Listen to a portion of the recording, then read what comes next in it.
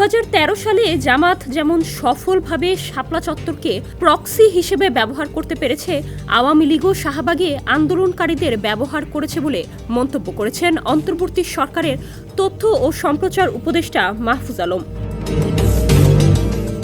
বুধবার রাতে সামাজিক যোগাযোগ মাধ্যম ফেসবুকের নিজস্ব আইডিতে শাহবাগ আন্দোলন ও জামায়াতের রাজনৈতিক ভবিষ্যৎ নিয়ে দেয়া দীর্ঘ এক স্ট্যাটাসে তিনি এসব মন্তব্য করেন। দীর্ঘ পোস্টের শুরুতে তথ্য উপদেষ্টা লেখেন, জামাত যুদ্ধাপরাধের সহযোগী ছিল, কিন্তু নাহিদ ইসলাম যেভাবে বলেছেন এ অভ্যুত্থানের মাধ্যমে তারা কাফফারা দিয়েছেন, আমিও বলেছি জামায়াতে যারা বাংলাদেশপন্থী তারা এদেশে রাজনীতি করার অধিকার রাখেন। জামায়াতের নতুন প্রজন্মের অল্প কিছু ব্যতিক্রম বাদে কেউই পাকিস্তানপন্থী নন। ফলে স্বাধীনতা বিরোধী ট্যাগ দিয়ে জামায়াত শিবিরের রাজনৈতিক অধিকার ক্ষুণ্ণ করা যাবে না। রাজনৈতিক ও আদর্শিক লড়াই করেই তাদের বিরুদ্ধে জিততে হবে। তাদের প্রোপাগান্ডা ওয়ারের জবাব দিতে হবে সত্য দিয়ে।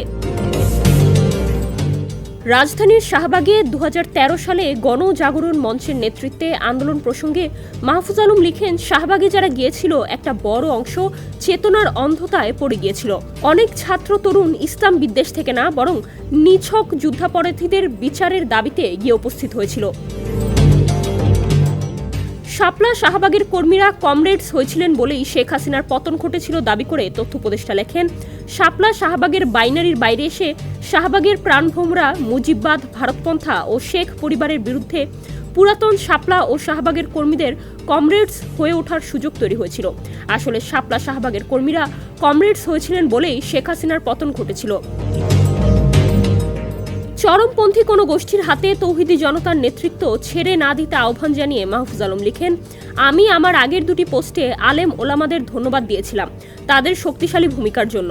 মূলধারার আলেমরা আশা করি গণঅভ্যুত্থানের পক্ষে, দেশের পক্ষে দাঁড়িয়ে শাহবাগের মবক্রেসি ও বিচারহীনতার সংস্কৃতির বিরুদ্ধে দাঁড়াবেন। নিজেরা সে সংস্কৃতির অনুকরণ করবেন না। এই ঈদে জামা জুতো অ্যাকসেসরিজের ডিসকাউন্ট।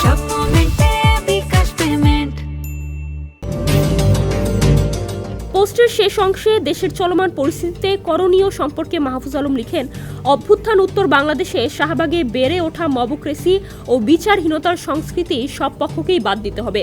গণতন্ত্র, আইনের শাসন ও সহনাগরিকদের সঙ্গে মর্যাদাপূর্ণ সংলাপ ও সংহতির দিকে সবাইকে এগোতে হবে। শাহবাগে ছাত্র তরুণ যারা মুজিববাদের বিরুদ্ধে, ফ্যাসিবাদের বিরুদ্ধে লড়ছেন, শাহবাগী ট্যাগ দিয়ে তাদের বিরুদ্ধে মব উস্কে দেয়া বা বিভেদ তৈরি সবাইকে ক্ষতিগ্রস্ত করবে।